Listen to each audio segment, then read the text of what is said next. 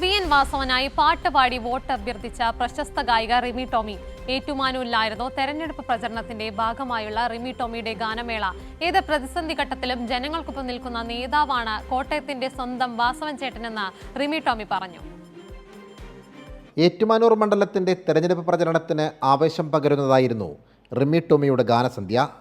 കോട്ടയംകാരുടെ സ്വന്തം വാസവൻ ചേട്ടൻ ഈ നാടിൻ്റെ സുഖദുഃഖങ്ങളിൽ ഒപ്പമുള്ള മനുഷ്യനാണെന്ന് റിമി ടോമി പറഞ്ഞു. ഏറ്റുമാനൂരുകാർക്ക് ഞാൻ പ്രത്യേകിച്ച് വാസവൻ ചേട്ടന് തന്നെ പറയണമെന്നൊരു പ്രത്യേകിച്ച് എന്നോട് പറഞ്ഞു. വാസവൻ സാറേ എന്ന് പോലും വിളിക്കരുത് റിമി, അത് അദ്ദേഹത്തിന് ഇഷ്ടമല്ല എന്നൊരു 10 പ്രാവശ്യം വന്ന് പറഞ്ഞു. എൻ്റെ വായിന്ന് അറിയാണ്ട് സാറേ എന്ന് വിളിക്കുമെന്ന് എനിക്ക് പേടിയായിരുന്നു. അപ്പോൾ ഞാൻ വീണ്ടും പറയുകയാണ്, നിങ്ങളുടെ സ്വന്തം വാസവൻ ചേട്ടൻ്റെ ഒരു പ്രോഗ്രാമിൽ എനിക്ക് വരാൻ കഴിഞ്ഞതിൽ അദ്ദേഹത്തിൻ്റെ ആൾക്കാരാണ് നിങ്ങളെല്ലാം അല്ലേ. നല്ലൊരു കൈഡി കൊടുത്തേ അദ്ദേഹത്തിനും. അദ്ദേഹം 5 വർഷമായിട്ട് ഏറ്റുമാനൂർ ഭരിച്ചുകൊണ്ടിരിക്കുകയാണ്. ഇവിടുത്തെ മന്ത്രിയാണ്, നമുക്കറിയാം. ദേവസ്വം, പിന്നെ തുറമുഖം, സഹകരണം അല്ലേ. അപ്പോൾ കൂടുതൽ അദ്ദേഹത്തെ പറ്റി പറയേണ്ട കാര്യമില്ല.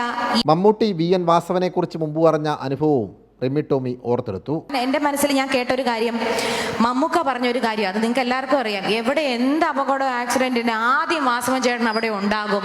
പിന്നെ എന്താ പറയുക, ഇവിടെ മെഡിക്കൽ കോളേജിൽ അദ്ദേഹം ചെയ്തേക്കുന്ന എത്രയോ കോടിക്കണക്കിന് വികസന പ്രവർത്തനങ്ങൾ ചെയ്തേക്കുന്ന കാര്യങ്ങളൊക്കെ എനിക്കറിയാം.